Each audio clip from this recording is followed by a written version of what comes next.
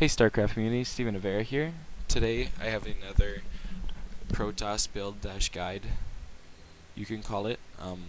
It is a PvT, Protoss versus Terran. I do a 4-gate all-in 1-base DT drop, and this is my number one favorite build against Terran. I have huge win percent against it. Go to statistics. So this season, 100%. I've only played them twice, but I mean that's pretty good. And then that's basically almost all the games are like that. For ranked, I guess you could say I have a 64% win rate. It's like won me so many games, and it's just been like so good and keeping me going. So let's just go in. It's on New York Precinct, which is actually a really good map for it because of the flight path. So right away on 14 supply, you build. You get a worker going, and then you build a pylon as soon as you can. And yeah, so the reason this is such a good map is because instead of having to run your units all over, like if I was to build an actual army, this is a pretty good cheese because you can just fly straight across and have a really nice drop here. There's not much spotting if he doesn't put something over here. So if he doesn't scout it, it can actually like crush him just because of this map alone. But it's all good on all maps really if you just execute it properly. So as soon as you have your gate down and you have 2 probes queued up, throw down 2 different assimilators because this is a very gas heavy build. You're going to want all the gas you can for the Twilight, the Robo, and all the DTs, which is like a lot of gas for how early you're going. I'm just sending him over to scout because I just want to make sure that he's not cheesing me in any way. I'm going to make sure he has a barracks building and everything standard. So yeah, once this is done, you throw down a cyber right away like usual. Like I already have them out. And then you fill these up right away, both gases. You'll be on like 11 workers on minerals, but just don't stop the mineral production. He'll notice something's fishy if he's good by seeing how much you have on gas already. So I scout, and I notice he only have 1 gas, and to be annoying, I throw down another gas here. I throw my own assimilator on his gas. This is just so he can't use it, like go for any huge aggressive factory plays. He throws a bunker here to stop my expansion, but that's not a problem. After you throw your cyber core down, send that probe that made that cyber core up into a hidden spot of the map, wherever you want, as long as it's pretty hidden, and throw down a pylon for proxy.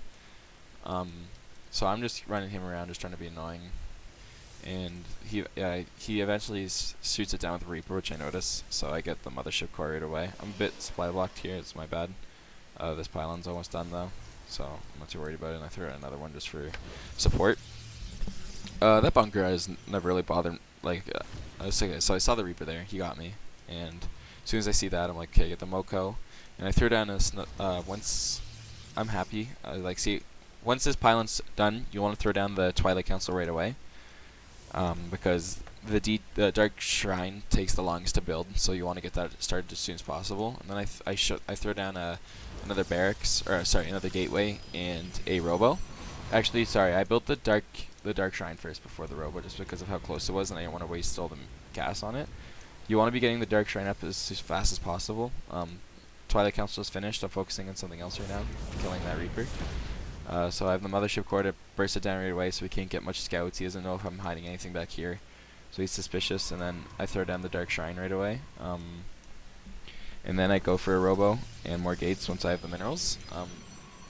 I queued that just because of the Mothership Core, but I fix it, and then I get fully saturated on my 1 base. You want to need everything you got. He's taking this down slowly. He's still on 1 gas, so he can't really make any huge aggressive plays other than Marine Rush, which is like I could stop it pretty easily right now just with the Mothership Core, which is why I'm not really worried about what he can do. This is halfway done by now, and my Robo is about halfway done.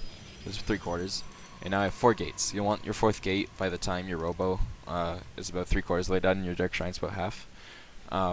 They all don't forget to research Warp Gate, by the way. That'll just ruin this build. I forgot to mention that. I think that's pretty standard in almost all Protoss builds, though, so hopefully you don't forget that. You want to get, as soon as your cybers, build a Warp Prism right away as soon as you have the money, and then if your Warp Gate's done, Chrono boosts the Warp Prism. And by the time your Dark Shrine's finishing, your warp should be done, and your gate and your Warp Prism should almost be out. This gate's a bit late, but then you should be able to warp in 4 DTs for this ending to come out. So when the Warp Prism comes out, you should have 4 DTs like ready to go, like just a few seconds before. Like this is almost perfect timing for this build. The only problem is this gateway, so I warp in the 4th since I have the Vespene, and then I put them in the gateway, and I go into drop. He was expecting something more at the front here. I think he was expecting more of like an all-in at the front, maybe like all stalker in.